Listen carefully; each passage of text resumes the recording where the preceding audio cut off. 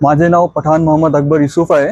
इथे मी उदगीरमध्ये राहतो आणि माझी बहिणीला मी इथं उदगीरमध्येच दिलेलं आहे।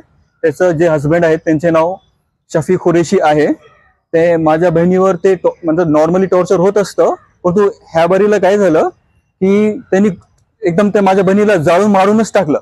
त्यांनी काय केलं, पहिले मला माझ्या वडिलांना कॉल केलं की असं काय म्हणले की तुमची मुलगी माझ्यासोबत भांडण करत आहे, मी तुमच्याकडे येतो। असं नाही म्हणले की तुम्ही माझ्याकडे या, तुम्ही माझ्याकडे येऊन भेटा, बोला, त्याला समजू, असं नाही म्हणले त्यांनी म्हणले की मी तुमच्याकडे येतो। तर पप्पा म्हणले ठीक आहे, या तुम्ही बोला मला येऊन। तर लगेच 15 मिनिटांनी अजून कॉल येते त्यांच्याकडून आम्हाला आणि ते म्हणतात की तुमची मुलगी आपल्या स्वतःला जाळून घेतली आणि ते मेली।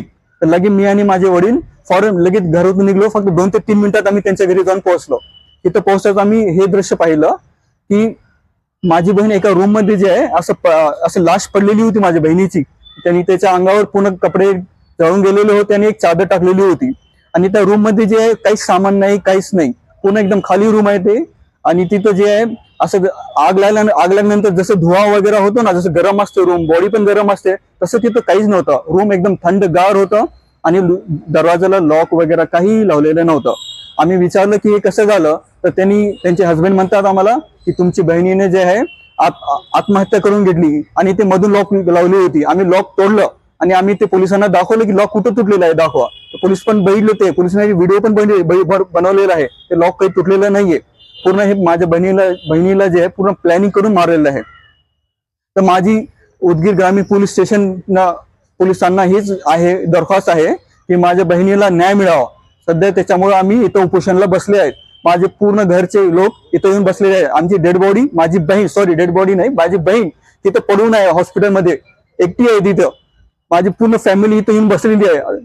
मला माझी बहीण खूप हे होती, मोठी बहीण होती आणि ते एकदम समजदार बहीण होती। अशी नाही की चला ते अजून त्याला लहान 2 छोटे मुलं होते, ती मला म्हणत असते की माझे मुलं छोटे छोटे असं कवच हे एवढं मोठे निर्णय नाही घेतली असती आणि ते घेऊ पण शकत नाहीये। त्याला जे आहे त्याचे पहिले पाय बांधले होते आणि त्याचे हात बांधून त्याला त्याच्यावर कोणते तरी ज्वलनशील पदार्थ टाकून त्याला जाळ लावलेली आहे। आणि जे आहे माझ्या बहिणीची जबान जी आहे, आग लागल्यानंतर जे आहे ना, जबान जी आहे ना मध्ये असते, परंतु माझ्या बहिणीची जीभ जी आहे एकदम असं टाइप मध्ये बाहेर आहे। हे पूर्ण क्लिअर दिसत आहे व्हिडिओ मध्ये। माझ्याकडे फोटो पण आहे, मी तुम्हाला फोटो पण शेअर करेन, पूर्ण आपल्या ग्रुपवर दाखवा हे फोटो। आणि माझ्या बहिणीला न्याय मिळावा, बस माझी एवढीच दरखास्त आहे।